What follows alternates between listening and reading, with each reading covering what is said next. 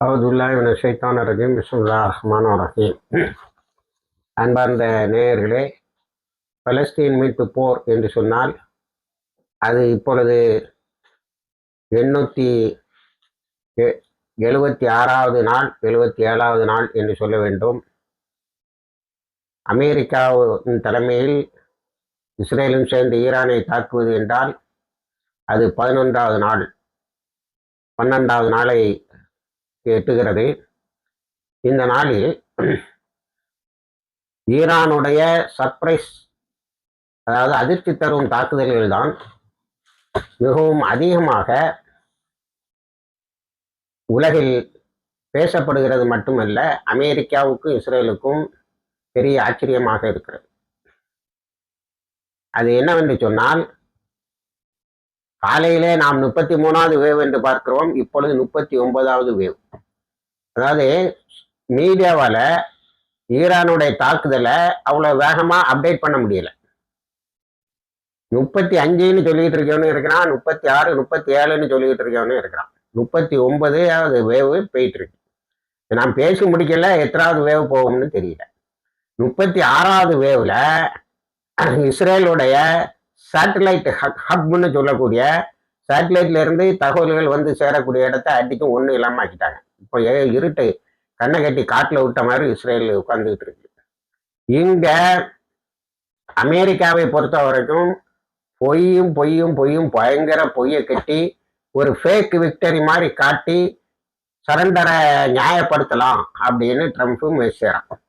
182 குழந்தைகள் இறந்திருக்கிறதே உங்களுடைய தாக்குதலில், இது ஜெனோசைடு தானே அப்படின்னு கேட்டா, ஈரான் தான் கொலை செய்திருக்கான் அப்படின்னா ஒரு ஜேர்னலிஸ்ட் சரியா கழுத்தப்பிட்டான். எப்படின்னா, ஆமா, அந்த இடத்தை தாக்கின நம்மளுடைய ஏவுகணையை போன்ற ஏவுகணை ஈரானில் இருந்ததா என்று பிளிங்க் ஆகிறான். உடனே அவனுடைய ஹோம் செக்ரட்டரி மார்கோ ரூபியோ ஓடி வந்து என்ன சொல்றான்னா, நாங்கள் அதை இன்வெஸ்டிகேட் பண்ணிட்டு இருக்கேன். அப்ப ஏன் பிரசிடென்ட் இப்படி பேசுறாருன்னு கேட்கறான்.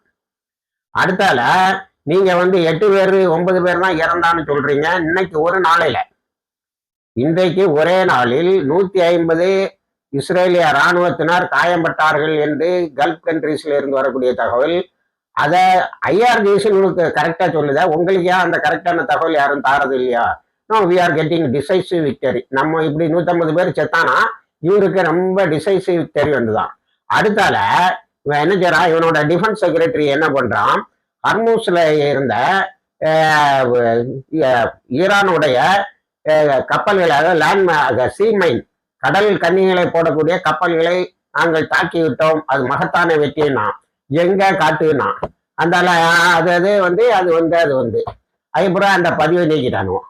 அடுத்தால ஒரு அமெரிக்க கப்பலை, நாங்க ஒரு எண்ணெய் கப்பலை அமெரிக்காவினுடைய கப்பல் படை அப்படியே பாதுகாத்து ஹர்மூஸ் பகுதியை தாண்டி போயிட்டுதுன்னு, அது இல்லை என்று ஈரானோட ஐஆர்டிசி அப்படி எவனு வந்தா காத்துக்கிட்டே இருக்கேன்டா, அவன் கப்பல் அங்கதான் எதிர்பார்த்துக்கிட்டு இருக்கேன்னு சொன்ன உடனே அந்த பதிவே நீக்கிறீங்க டிஃபென்ஸ் செக்ரட்டரி. எந்த அளவுக்கு பொய்யனோலா இருக்கான்னு பாருங்க.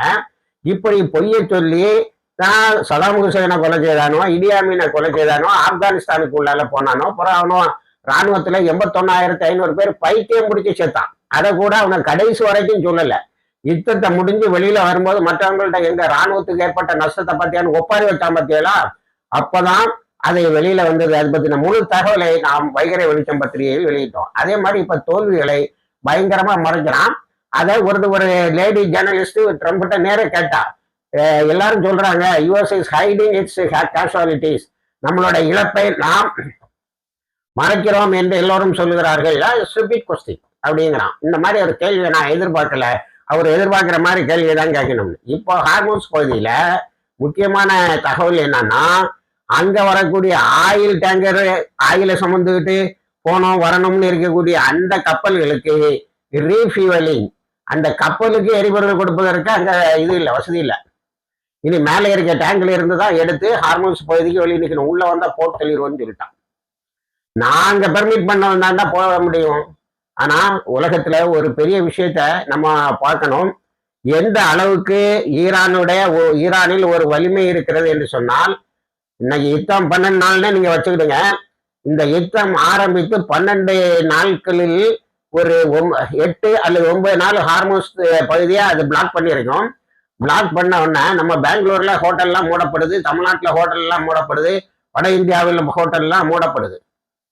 எந்த அளவுக்கு ஒரு பெரிய ஆற்றலை கையில வைத்துக் கொண்டு உலக நாடுகளுக்கு அவர்கள் உதவி செய்து கொண்டு இருந்திருக்கிறார்கள் என்றுதான் சொல்ல வேண்டும். அவர்களால் இப்பொழுது அதை முடக்க முடிகிறது.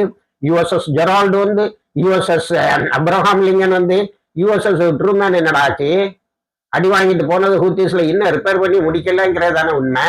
நீங்க ஹார்மோன்ஸ் பகுதியில தடுக்க முடியாது, பாதுகாக்க முடியாதுன்னு சொன்ன உடனே அரபு நாடுகள்லாம் கொந்தளிக்கி சோர்ல கத்தர்ல 2-3 வருடத்துக்கு முன்னாடி ரமலான்ல உணவுப் பொருட்களை விடமாட்டேன்னு சவுதி அரேபியா தடுத்தது. அப்பொழுது உதவி செய்தது, முதல் கப்பலை அனுப்பியது ஈரான். தொடர்ந்து துருக்கி, அடுத்தது மலேசியா. இவங்கள்ட்ட இருந்த உணவு போய் தான் அன்னைக்கு அங்க நோன்பு திறந்தாங்க. இன்னைக்கு ஆனா நீங்க என்ன செய்திருக்கீங்க அரபு நாடுகள்ல? இன்னைக்கு வரக்கூடிய தகவல்கள் எல்லாம் நமக்கு எதை காட்டுகிறது? ஒரே நாள்ல 150 யுஎஸ் சோல்ஜர்ஸ், நான் ஒரு அமௌண்ட்டை சொல்லியிருக்கேன் 13,500. இந்த எண்ணிக்கைக்கு 9ல இருந்து 150க்கு வந்திருக்கவங்க. அந்த எண்ணிக்கை வர்றதுக்கு முன்னாடி எல்லா இஸ்ரேல்லாம் துவம்சம் ஆயிரும். இப்போ உன்னுடைய நாட்டில் இவ்வளவு படைகள் இருக்கிறது, அமெரிக்க படைகள் இருக்கிறது. அந்த அமெரிக்க படைகள் வான்வெளி தாக்குதலுக்கான, வான்வெளி தடைக்கான தட்டு, காடு, குப்பை, கூலம் எல்லாம் உன் நாட்டிலேயே கொண்டு வந்து தலைமைத்து தயாரிக்கிறான்னா நீ அங்க என்னடா செய்துட்டு இருக்க? அமெரிக்கா நினைத்திருந்தால் ஒரே நிமிடத்தில் உங்களை அப்படியே கையில எடுத்துருக்கலாம். இப்போ கத்தருடைய அமீர்ல இருந்து, சவுதி அரேபியானோட அமீர்ல இருந்து, யுஏனுடைய அமீர் அழுகாரு, எப்பா எங்களை பாதுகாக்கிறதுன்னு கொண்டு வந்தோம். இப்போ ட்ரம்ப் எங்கள்கிட்ட சொல்லாரு, அமெரிக்க சோல்ஜர்ஸை நீங்க பாதுகாத்துக்கிடுங்க, அவங்கள வந்து ஈரானுடைய தாக்குதலுக்கு இலக்காகி விட்டுறாங்கன்னு. எங்க கொண்டியா வைக்கிறது? எங்க கொண்டு வச்சாலும் ரஷ்யாவினுடைய சேட்டலைட்டு டக்குன்னு போட்டு கொடுத்துறான். இவன் உடனே ஒரே செகண்ட்ல அடிச்சு ஊத்துறான். அப்படி இறந்தவங்க தான் ஆயிரக்கணக்கில். இப்ப நீ எல்லாம் மறைச்சிருவ. ஆப்கானிஸ்தான்ல இருந்து வெளியில வந்த பிறகு தானே தெரிஞ்சு கோலப்பையில $10 பில்லியன் ஆயுதங்களை விட்டு விட்டு ஓடி வந்தீர்கள். விட்டா போதும்னு இப்படி சரணடைவதில் மகா வல்லவர்கள் நீங்கள். அப்ப இப்ப ஹார்மோஸ் பகுதியில 2-3 பொய்களை சொல்லி மாட்டிக்கிட்டு எல்லா பொய்களையும் அது உடனே ஐஆர்ஜிசி இல்லடா யாருடா சொல்லுடான்னு சொல்ல உடனே எல்லா இது யாரு அமெரிக்காவுடைய ட்ரம்புடைய டிஃபென்ஸ் செக்ரட்டரி, அடுத்தது நேஷனல் டிஃபென்ஸ் அகாடமி, பென்டகனு, இவன் செக்ரட்டரி ஆஃப் ஸ்டேட், வெளிவிவகாரத்துறை அமைச்சர், இவன்லாம் போய் சொல்றான். வெக்கம் இல்லாம அடுத்த நிமிஷம் விட்ரா பண்ணிக்கிட்டானோ. ஆனா இழப்புகள் அழிந்து கொண்டு அதிகமாகி கொண்டே இருக்கிறது. இப்போ உலக வேகத்துல உள்ள இராணுவ நோக்கர்கள் என்ன சொல்லாங்கன்னா, இந்த யுத்தத்தில் தான் அமெரிக்காவினுடைய இராணுவம் அழிக்கப்படுகிறது. இதுக்கு முன்னாடி எல்லாம் அவர் பெரிய மகாராஜா மாதிரி அங்க உட்காந்துக்குவாரு, இவங்களுக்குள்ளால சண்டை நடக்கும். ஆனா இந்த யுத்தத்தில் மட்டும்தான், இந்த யுத்தத்துல எப்படி பாசிபிள் அது அவர்களுக்கு சாத்தியமானது? அமெரிக்காவினுடைய பேசஸை தாக்கின பிறகு. இதுல நம்ம அமெரிக்கா வந்து வளைகுடா நாடுகளில் தளம் வச்சிருக்குன்னு சொல்லிட்டு இருந்தோம். எவ்வளவு நுணுக்கமான தளம் வைத்திருக்கிறார்கள் என்பதை சைனாவுடைய சேட்டலைட்டும் ரஷ்யாவுடைய சேட்டலைட்டும் கவனிச்சுட்டு இருந்திருக்கான். இப்ப அழகா பழம் போல எடுத்து கொடுத்துட்டு இருக்கான். அதை வந்து ரொம்ப ரகசியமாக செய்யறதாகவும் சொல்றாங்க. பழம் போல எடுத்து கொடுத்துட்டு இருக்கான், அடிச்சுட்டு இருக்கிறாங்க.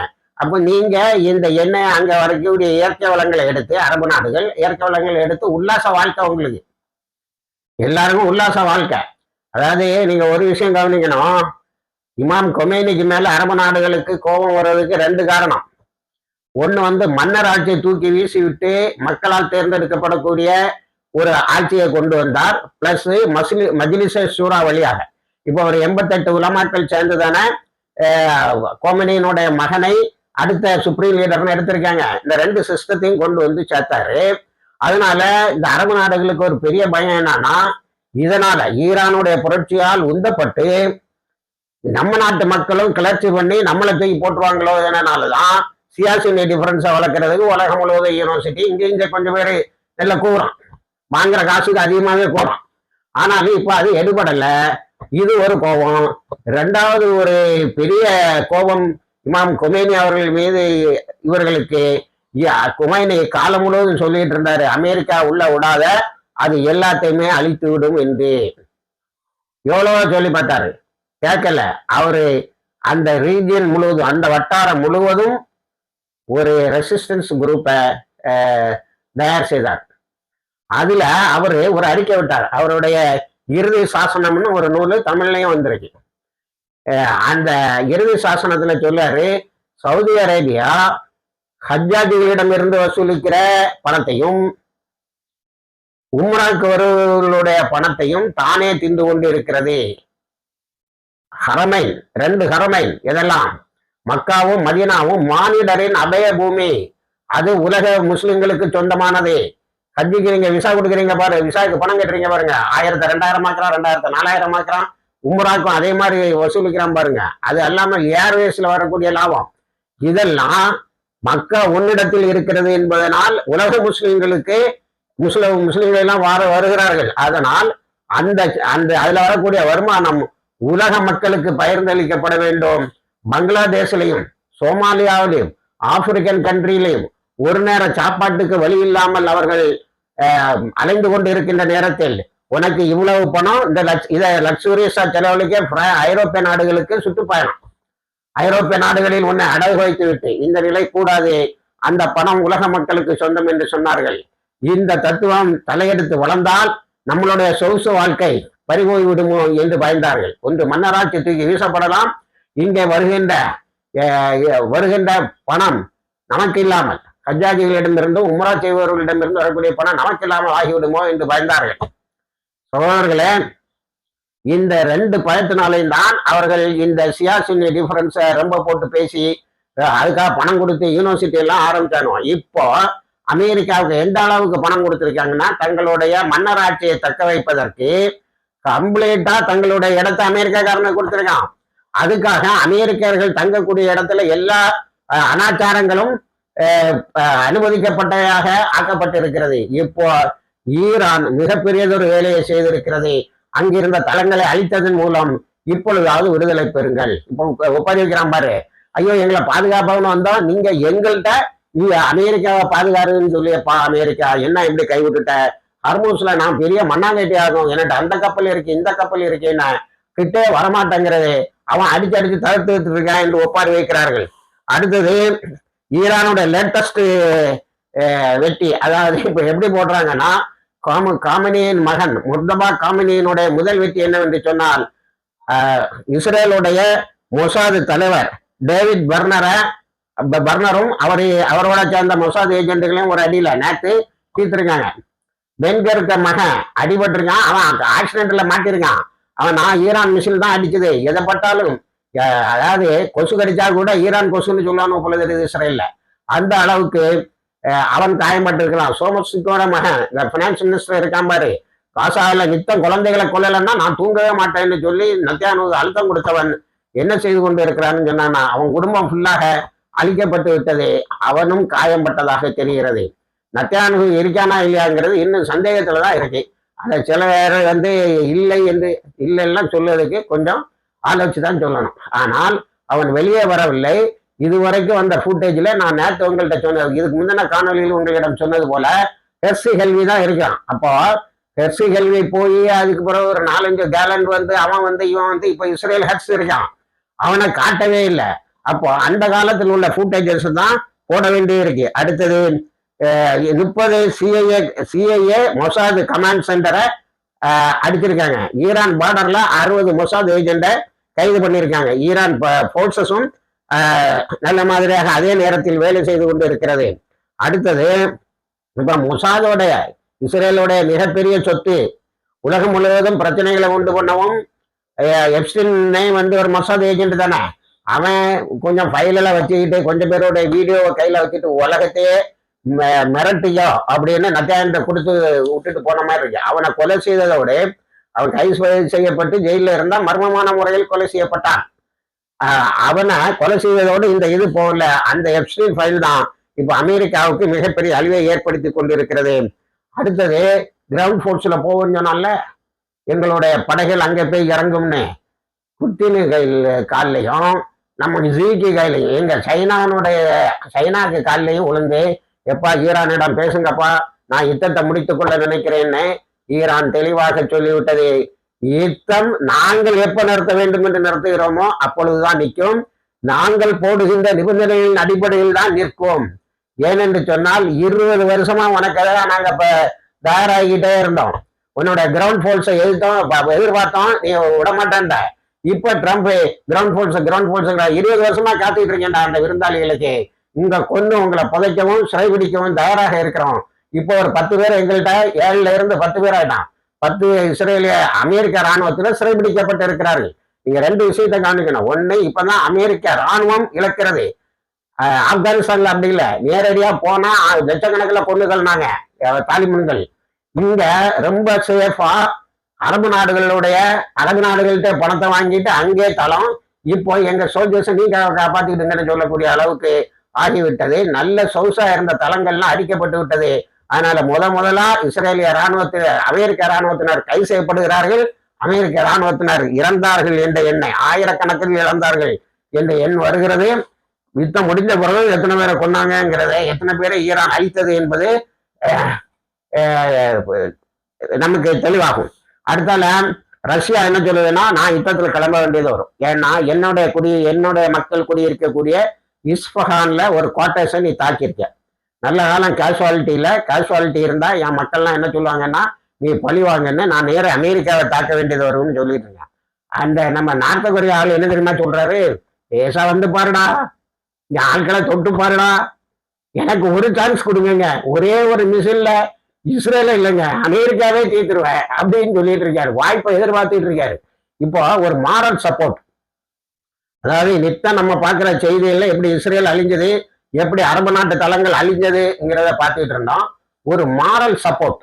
எப்படிப்பட்ட மாரல் சப்போர்ட்னா, ரஷ்யாவும் சைனாவும் நார்த் கொரியாவும் 3 பேருமே நியூக்ளியர் பவர் உள்ளவங்க.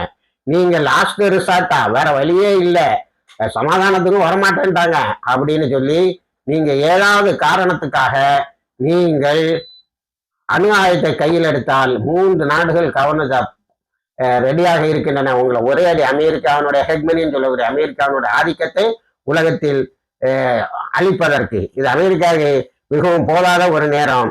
அடுத்தது இஸ்ரேல்ல நீங்க அழிவை பார்த்தீங்கன்னா அவங்களால எண்ணவே முடியல. 1200 பேர் இறந்திருக்கிறார்கள், 10,000 பேரே காயம்பட்டு இருக்கிறார்கள்னு இப்பதான் மெதுவா வெளியில சொல்றான். எனக்கு தெரிஞ்சு இது அதிகமான எண்ணிக்கையில் இருக்கும். அடுத்தது என்னன்னா, 10,000 இன்சூரன்ஸ் கிளைம் வந்துருங்க. அங்க உடனே காம்பன்சேஷன் கட்டுறோம். 10,000 இன்சூரன்ஸ் கிளைம்னா 10,000 பில்டிங்கே இடிக்கப்பட்டிருக்கிறது, அல்லது 10,000 குடியிருப்புகள் இடிக்கப்பட்டு இருக்கிறது. அதுக்காக கிளைம் பண்ணியிருக்காங்க இது இஸ்ரேல்கிட்ட. இனி ஓடுறதுக்கு வழி இல்லை. பென்குரியன் ஏர்போர்ட்டுக்கு வந்தா நிக்க இடம் இல்லை. கீழே உள்ள சுரங்கப்பாதையில எல்லாம் மக்களா குவிந்து கிடக்கிறார்கள். அடுத்தது நமக்கு ரொம்ப முக்கியமானது இந்த மேக்கரை இறக்கி பாருங்க. அதுல குறிப்பா ஜெருசலத்துல 3,401 செட்டில்மெண்ட், 1,733 செட்டில்மெண்டா அடிச்சு நிமித்திட்டாங்க. இது அஸ்காவை நாங்கள் கைப்பற்றி விடுவோம், அதனுடைய டெமோகிராஃபியை மாற்றி விடுவோம், அஸ்காவை சுற்றி ஜெருசலத்துல முற்றாக யூதர்கள் தான் இருப்பார்கள் கொண்டு வந்த குடியிருப்பு பகுதிகளுக்கு மிகப்பெரிய அடி. இது கமினி அப்பாவுடைய திட்டம். அவருடைய மகன் ரொம்ப அழகா செயல்படுத்துறார். அவருடைய மகன் இப்போ குரம் சாகர்னு இந்த மல்டி ஹெட்டட், அதாவது பலதாக பிரிந்து போய் தாக்கிற அந்த இதைத்தான் பயன்படுத்தணுங்கிறாரு. அதுக்கு இப்போ வார் ஹெட் எவ்வளவு தெரியுமா, 500 1000 இருந்து 1500 இருந்து 2000 டன்னை சுமந்துட்டு போய் இஸ்ரேலுக்கு மேல போட்டுக்கிட்டு இருக்கு. இஸ்ரேல் இருக்குமாங்கிறது நத்தியானுக்கா தேடுறது இல்லை, இஸ்ரேலையே தேட வேண்டியது வரும். சில வீடியோஸ் போட்டுறானோ, யுத்தத்துக்கு முன்னாடி 10 நாளைக்கு முன்னாடி டெல்லவீவ் எப்படி இருந்து இப்போ எப்படி இருக்கேன்னு. காசாவெல்லாம் கம்பேரே பண்ண முடியாது. காசால நீ மக்கள் அங்கே இருந்து அங்கே போகணும்னு சொல்லிட்டு இது சேஃப் பிளேஸ்ன்னு சொல்லிட்டு அந்த சேஃப் பிளேஸ்ல கொண்டு போடுவேன். அது அப்படி இல்லை, சைரன் சத்தம் போட்டுக்கிட்டு நாங்கள் அடிக்கிறோம் அப்படின்னு சொல்லி அடிக்குது. இது அவ்வளவு செகண்ட்ல நடந்துறதுனால உங்களால முடியல. இதுக்கு நாங்கள் 20 வருஷமா தயார் பண்ணிக்கிட்டு இருந்தோம். இப்போதான்டா எங்களுக்கு டைம் கிடைச்சி, இப்போ நேரத்தினா எங்களால முடியாதுடா அப்படின்டா சுவிட்சை போட்டோம்.